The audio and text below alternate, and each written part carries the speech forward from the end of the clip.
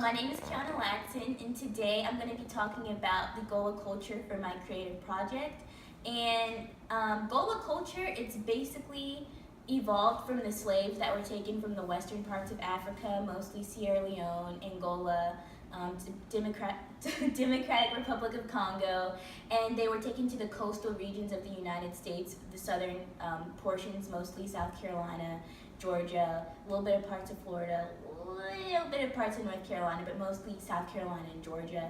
And the culture is so diverse and interesting because they kept the African culture um, from when they were free, like in Africa, they kept it, and it's kind of evolved into something very interesting. And because it's so confined and they're so detached from other parts of society, it's still very raw and real, and it's an interesting, very diverse culture. And today I got my dad, and I'm gonna ask him some questions because my dad is Gola. He's from Plantersville, South Carolina, very low country, coastal region of South Carolina. Lots of rice plantations, lots of culture, lots of superstitions, hags. Tell us a little bit. Tell us a little bit, Daddy. So, briefly describe like the village culture, like in South Carolina. Well, as you explained, I'm originally from Georgetown, South Carolina, and Georgetown basically is the one county in South Carolina during the 1700s, the mid to late 1700s, and up into the Civil War, actually had more rice slaves than any other county in the state of South Carolina. I mean, coastal county in the state of South Carolina, and in Georgia, and North Carolina.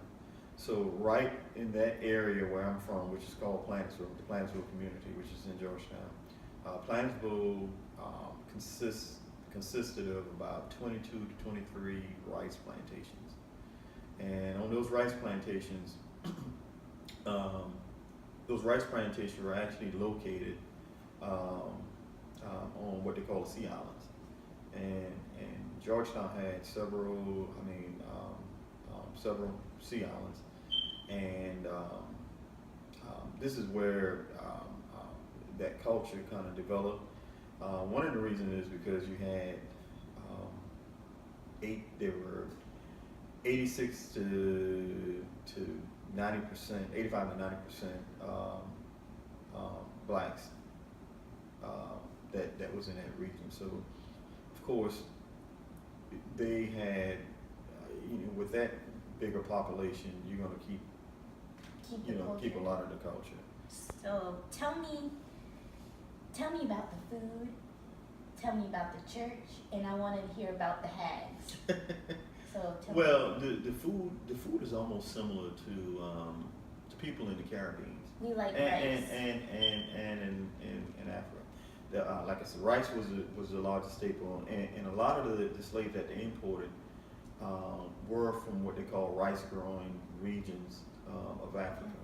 So it wasn't a coincidence that these slaves from Africa that knew how to grow rice came to the Low Country, to Africa, also grow rice. Yeah. So this is what was preferred by potential owners of slaves, that they knew how to grow rice. So along with the rice came mush, which mush is basically cornmeal boiled, and it's done similar, the same way that it's done in Africa and in the Caribbean.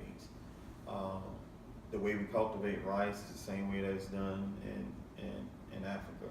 The same way that they fish, they actually did a study and studied the way that we actually net our nets and cast the net into the water. It's done the same exact way that it's done in parts of Sierra Leone and Liberia and those areas. Yeah. So the culture is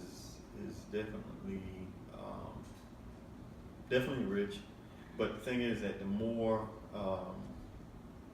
the more you become commercialized and industrialized, you know, of course, that culture kind of goes somewhat slowly but surely, but it goes away. That's sad. That's so sad because like they're doing a lot of development around Hilton Head, Sandy Island. You know, like where we're from. Like a lot of they're commercializing that area. Well, How do you feel about that? I mean, I know how I feel about that, but I mean, how do you feel about that? well, you can't stop change, but everything evolved.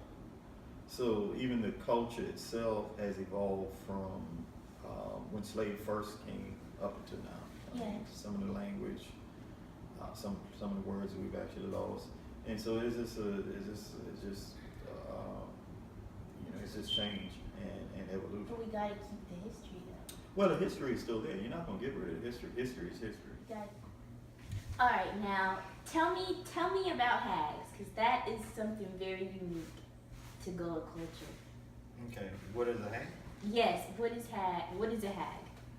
A hag is basically, it's kind of like it's not, I guess folklore is what people used to believe, probably still some people believe, but it's where a person, a live person like you and myself, has the ability to remove their spirit or their soul from their actual body and go and haunt people at night, and then they have the ability to go to merge their soul and body back together again. So Have you ever been had? no.